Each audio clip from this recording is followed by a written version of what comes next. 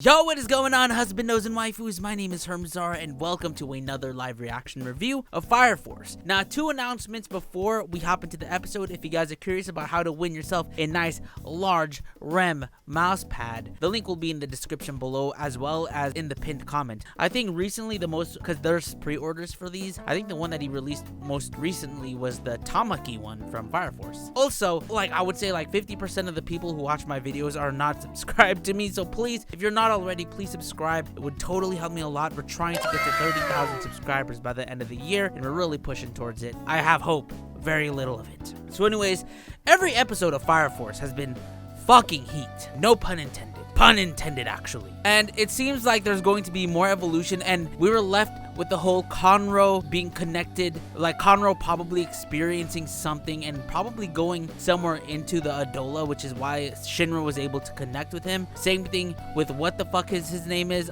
with Dr. Giovanni with Shinra being able to connect with Dr. Giovanni. I know someone was commenting that I didn't understand it because I didn't pay attention, because I laughed 24 minutes straight. So I'm gonna laugh 24 minutes straight this video. Let's go! An Adola link is a phenomenon that supposedly only happens among those who have an Adola burst or who have been in contact with Adola. Shinra-kun has connected via an Adola link to Dr. Giovanni, as well as Lieutenant Conroe, and I'm sure this is going to explain a lot more this episode. Conroe is questionable, but Conroe seems like such a cool guy.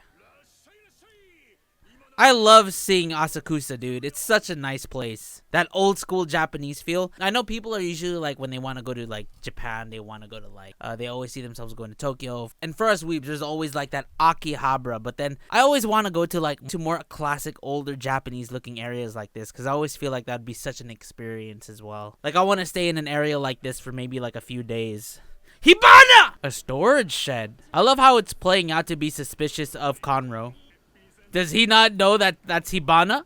I love how she's squirming. She's like, girlfriend. Oh, look how fucking adorable she is, bro. And we saw this scene in the preview last time. So he's a good boy.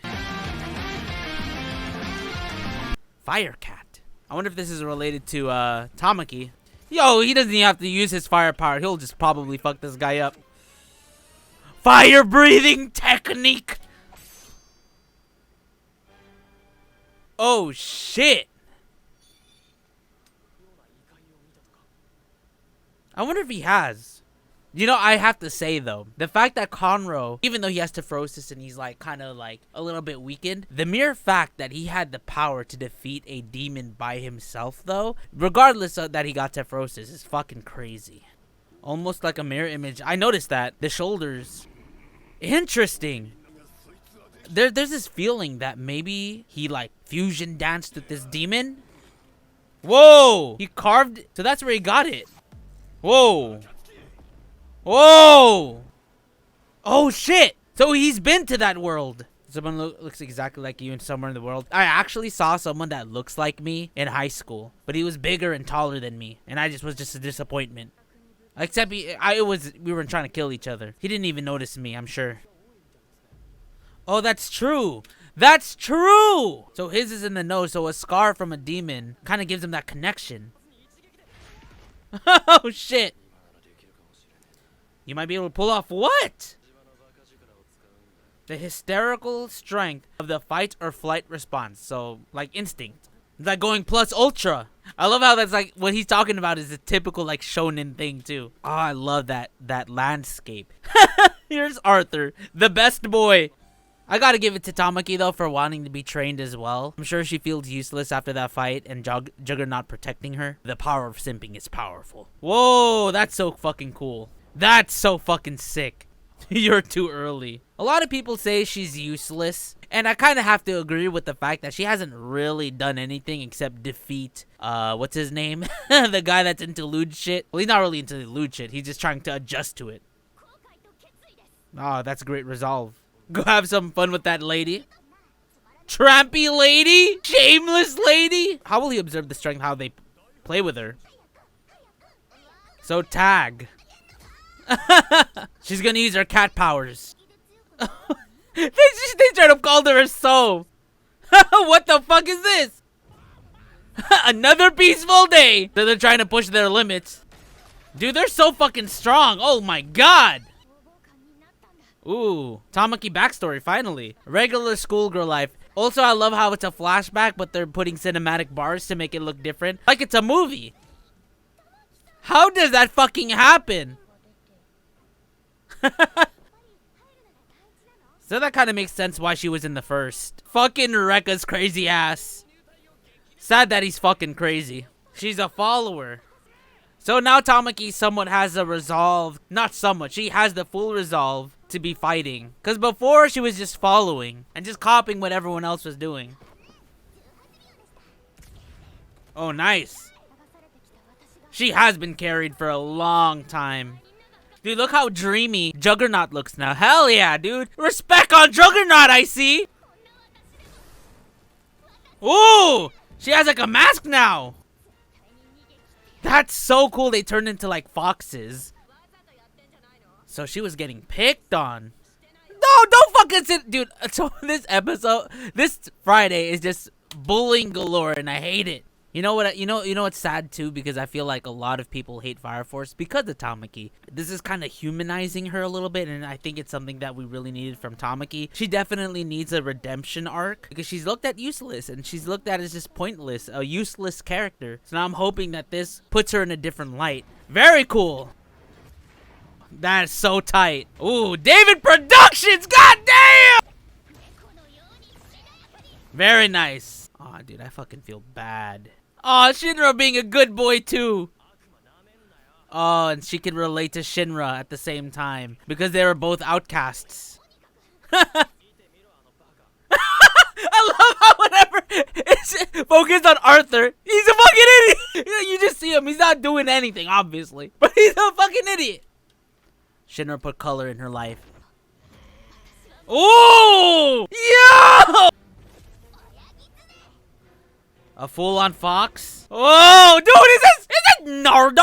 Fucking good. Good on Tamaki, dude. She deserves this. She deserves this redemption arc, dude. Or this redemption episode, I should say.